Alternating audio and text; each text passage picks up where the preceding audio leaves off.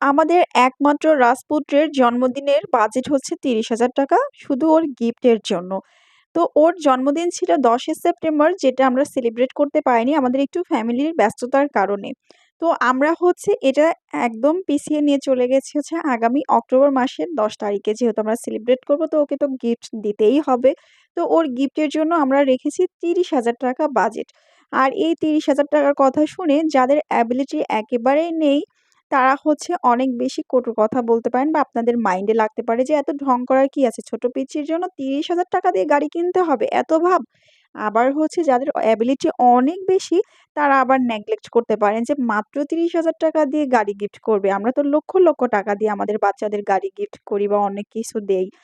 তো আমি এখানে একটা কথা বলব যে, যার যেমন অ্যাবিলিটি সে তেমনটাই করবে। আমরা হচ্ছে নিম্ন মধ্যবিত্ত। সো আমাদের অনেক বেশি অ্যাবিলিটি নেই আমাদের বাচ্চাকে গাড়ি কিনে দেওয়ার। তো আমরা হচ্ছে মাত্র ৳৩০,০০০ র মধ্যেই ওর জন্য বাইক খুঁজছিলাম এবং একটা প্রাইভেট কার। প্রাইভেট কারের দামটা হচ্ছে ৩৫ আর হচ্ছে অ্যা বা বাইকের দাম হচ্ছে ৳২৮,০০০।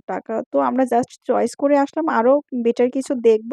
দেখে দেন হচ্ছে ওর জন্মদিনের মানে যেদিন সেলিব্রেট করব আরকি তার আগের দিনে কিনে নিয়ে চলে আসব। তো এইজন্য আমরা একটু বের হয়েছিলাম যে তাজরিনের জন্য টুকিটাকি অল্প-স্বল্প কেনাকাটা করব। আর হচ্ছে আমি একটু ঘোরাফেরা করব, একটু ফটোশুট করব। ওর পাপা একটু ভিডিও করে দিবে। আর একটু ওর গাড়ি বা ওর জন্য কি, কি গিফট কিনবো, কি, কি কেনা যায় সেগুলা প্রাইস রেঞ্জ গুলা কেমন। প্রত্যেকটা মানুষেরই কিন্তু একটা অ্যাবিলিটির বিষয় থাকে। তো যাই হোক ওর পাপা কিন্তু আমাদেরকে রেখে বাহিরে গেছিল। তারপরে ও আসলো। এসে হচ্ছে ছেলেকে আবার মানে কোলে নিচ্ছে। আমার এই জিনিসটা খুবই ভালো লাগে কি আমি বাহিরে গেলে ওর পাপা আমাকে একটুও বাচ্চাকে আমার কোলে দিতেই চায় না। হয় ইনসিকিউর ফিল করে আর না হলে আমি বিরক্ত হব বা আমার কষ্ট হবে ভেবেই ও হচ্ছে বেবিকে নেয়। তার কারণ হচ্ছে আমার মানে শপিং করতে গেলে হোক বা হচ্ছে বা ও আদার্স কাঁচা বাজার করতে হোক যেখানে যায় না কেন আমার হাতে যদি কোনো ব্যাগ থাকে, ওই ব্যাগটা খুব দ্রুত ও নিয়ে নেয়। কেন যে আমাকে কোনো ব্যাগই নিতে দেয় না। এই জিনিসগুলো আমার খুবই ভালো লাগে। সে আমাকে ধমকিয়ে পেটের নাড়ি-ভুড়ি একদম মনে হয় বের করে ফেলবে। আমি যদি বলি, "না আমি তোমাকে হেল্প করি।"